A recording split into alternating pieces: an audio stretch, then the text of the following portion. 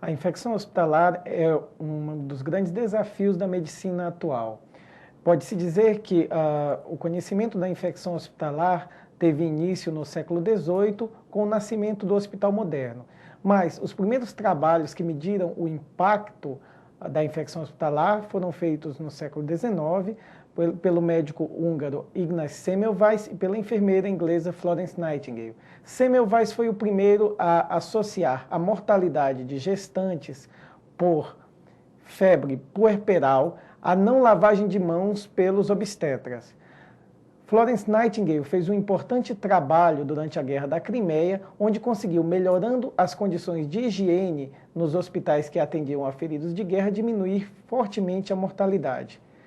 Mas a infecção hospitalar tomou uma nova relevância no século XX à medida que procedimentos invasivos são realizados, à medida que cirurgias cada vez maiores são feitas, que o suporte avançado de vida permite que pessoas que morreriam passem a sobreviver, bastante instrumentalizadas, com tubos, com catéteres, e o uso de antimicrobianos que faz com que os micro-organismos se adaptando e tornando resistentes a esses agentes, tornem-se de cada vez mais difícil o tratamento.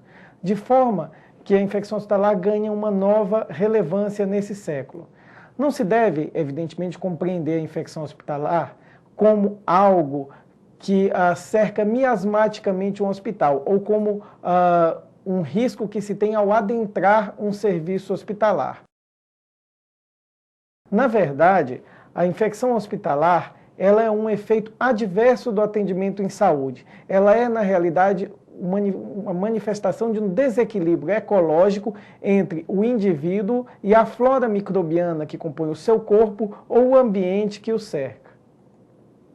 O próprio termo infecção hospitalar é um termo posto em dúvida, uma vez que nem todas as infecções que são relacionadas ao atendimento em saúde têm origem dentro do hospital. Desde um atendimento ambulatorial, em que se podem fazer pequenos procedimentos, até a internação propriamente dita, pode haver uma infecção.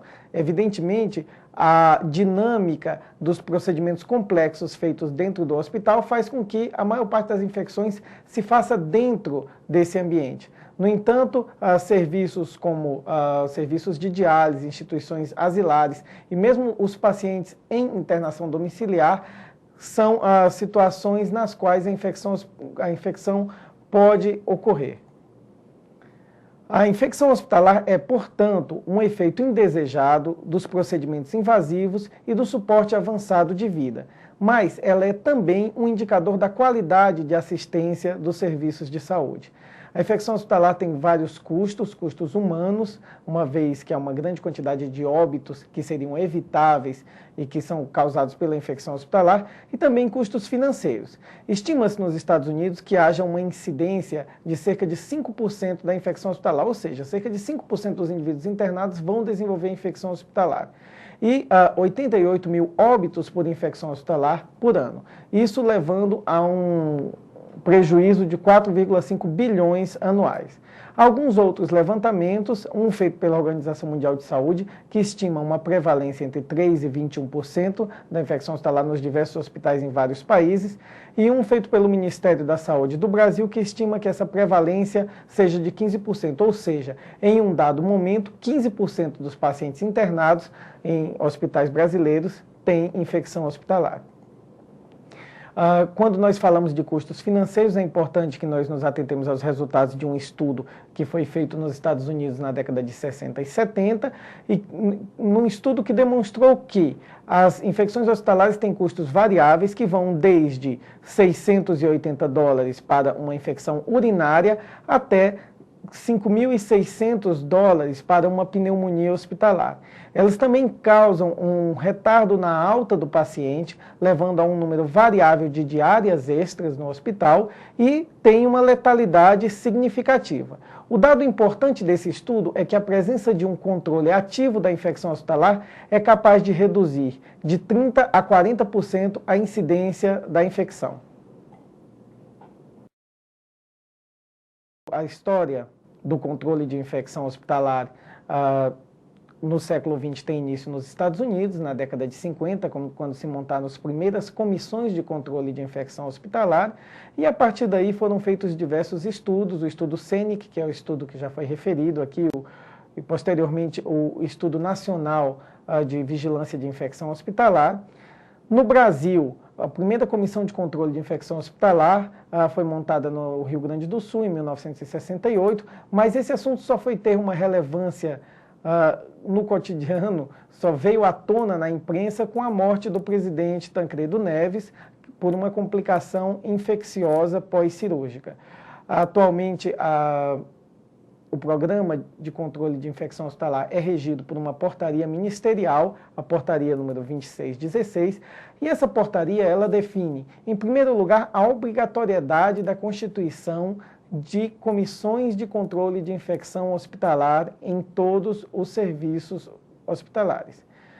Em segundo lugar, ela define como função dessa comissão a elaboração e manutenção de um programa de controle de infecção hospitalar, que é o conjunto de ações sistemáticas para reduzir a incidência e a mortalidade das infecções. Ela define também a composição mínima dessa comissão e algumas atribuições, como expedir normas técnicas, manter uma política de precauções e isolamentos hospitalares, controlar o uso de antimicrobianos e vigiar a incidência das infecções hospitalares. É muito importante que também são atribuições dessa comissão a realização de uma educação continuada do corpo clínico e de todos os profissionais de saúde do serviço e o retorno das informações obtidas a esses profissionais. Talvez um dos maiores desafios atualmente enfrentados nos hospitais seja a incidência cada vez maior de micro-organismos que demonstram resistência à maior parte dos antimicrobianos utilizados na prática clínica.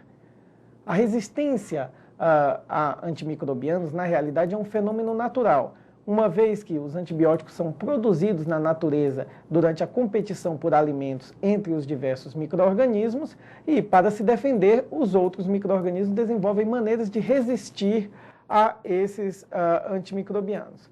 Portanto, tanto a produção de antibióticos quanto o desenvolvimento de resistência são fenômenos que ocorrem na natureza, mas o desenvolvimento dos antibióticos em escala industrial, a sobrevivência prolongada de pacientes graves em uso de vários antibióticos de amplo espectro e a realização de procedimentos invasivos determinam uma aceleração desse processo que, em última instância, leva ao rápido desenvolvimento de resistência aos antibióticos recentemente lançados no mercado.